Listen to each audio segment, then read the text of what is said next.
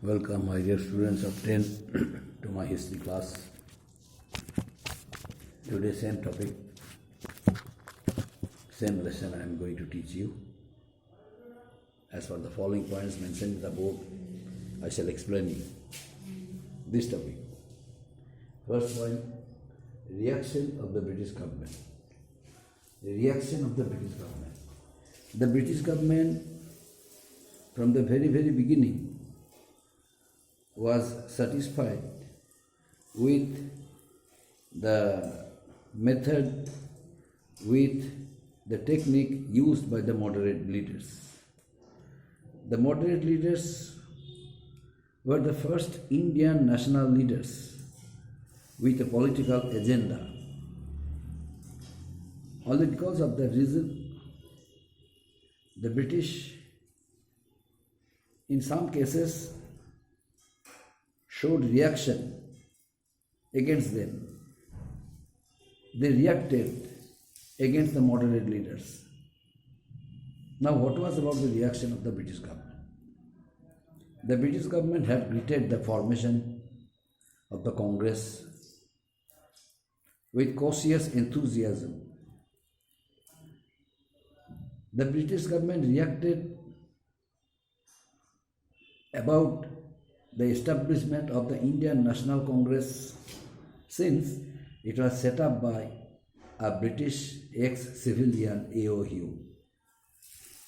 That's why the British thought that that political organization would be used as their safety valve. Initially, the Congress sessions were attended by high government officials such as Sir Henry Cotton, Chief Secretary to the government and the head of the civil services. The British did not view them as strangers or culturally different natives. This helped in establishing the Congress as the best political forum for Indians. The British realized that the achievements and activities of the moderate leaders would not destroy British interest in India. On the contrary, they would protect the sentiments of the British in consultation with the government before taking any decision. However, as soon as the Congress went about spreading its ideas and mobilizing public opinion, the government identified it as a threat. Earlier, the British had faith on the early nationalists or moderates. But as soon as the moderate leaders adopted a program or adopted a method of making public opinion by attending a number of meetings throughout the whole parts of India, the British realized that it was nothing but a direct attempt against them. By the fifth session of the Congress, the British sympathy and enthusiasm for the Indian National Congress had waned completely. Lord Dufferin adopted the policy of divide and rule. How? Because Lord Dufferin decided to give a preference to the Muslims in order to growing popularity of the Congress. Although Congress obtained popularity throughout the country, yet the Muslims were deprived, they were lagging behind. That's why the British decided to give some preference, to give concessions to the Muslims rather than the Congress. Why? Because the Congress started making public opinion throughout the whole country against the British rule in India. But the Muslims, they all remained silent.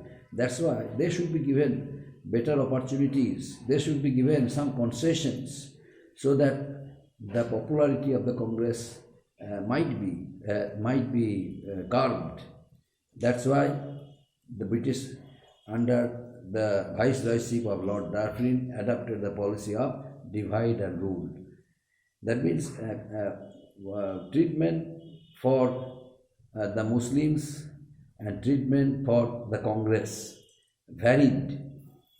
Treatment for the Congress, treatment for the Muslims varied only because of the reason the British decided to give more concessions to the Muslims than the Congress. The next one, methods used by the moderates. The methods used by the Congress. The moderate leaders were the first Indian leaders had adopted their political agenda.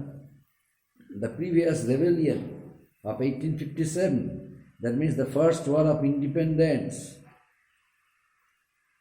many moderates stepped cautiously into the unknown area of national leadership. As soon as the first war of independence ended and the rule of Queen Victoria started, the moderate leaders changed their technique and method.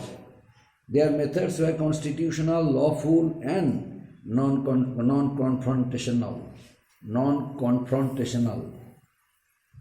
They spent considerable time trying to build a political consciousness among the people by holding meetings and seminars and debates. The moderate leaders realized that under the rule of British Queen Victoria, they must take advantages because Queen Victoria openly declared that India would be a country. In her proclamation, Queen Victoria openly declared that all kind of unjust laws would be removed, and instead of it, good policies, good laws, which would satisfy Indians, that would be passed.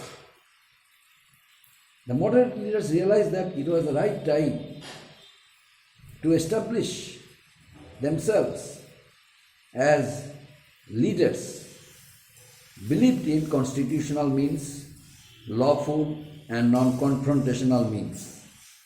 That's why they spent considerable time trying to build a public opinion, build political consciousness among the people by attending a number of meetings, number of debates, number of seminars. They tried to move, the moderate leaders tried to move public opinion and garner support for the political efforts for explaining their stand on the issues that they were petitioning the government for. It was the moderate leaders who first created awareness of the need to be a nation, a concept so far alien to India. They openly declared that India was a country having different castes, different traditions, different customs, different languages, different sentiments. So, their interests, their rights must be safeguarded. Now, how is it possible? That will be dependent on the British government and the moderate leaders, because each and every decision, before passing any law, the British government was supposed to consult the moderate leaders so that the people of India must become aware of the laws the British government was trying to pass. As a result of it, some of the petitions, some of the demands of the moderates, the British government accepted. The moderates petitioned the government through demands and drafted resolution and memorandums for the government to study. The government started studying it. The government sent their delegations to the British Parliament to generate the public opinion there about the conditions of the Indians. how did the government can establish their popularity in India by making all Indians satisfied, by passing a number of good laws and by passing a number of good by making good steps, by providing lots of facilities to the Indian people. With the British, their tone was mild but firm. They wanted changes but were willing to petition and wait for constitutional reforms. Who? The moderate leaders. They wanted changes but were willing to petition and wait for constitutional reforms. They had faith in the British system as they had seen it function effectively in England. And they believed that the British would replicate their system in India. What system they followed in their own country, England, the British would to replicate their system in India also. That's why whatever system they followed was not good, but it satisfied the moderate leaders. That's why moderate leaders from the very, very beginning had great faith on the British government and the system of governance. But thing is that how did they produce their demands? What technique and method they would adopt? That's why a number of technique, a number of methods the moderate leaders adopted, and they tried to make the British government understand with persuasive arguments regarding accepting their demands. Many of their demands were not accepted, but more or less the major demands which were required for the Indian people and country India, the British government accepted it. For example, they sent delegation to the British Parliament to generate the public opinion there. It was the most important demand of the moderates. The British accepted it. Another one, the system of petitioning through demands, drafted a resolution and memorandum for the government to study. This demand also the British government accepted. But the system of making public opinion against the British government did not satisfy the British. That's why the British decided to change that system, that technique and method, whatever the moderate leaders adopted. But the moderate leaders openly said to them, the methods of making public opinion was in the interest of the Indian people.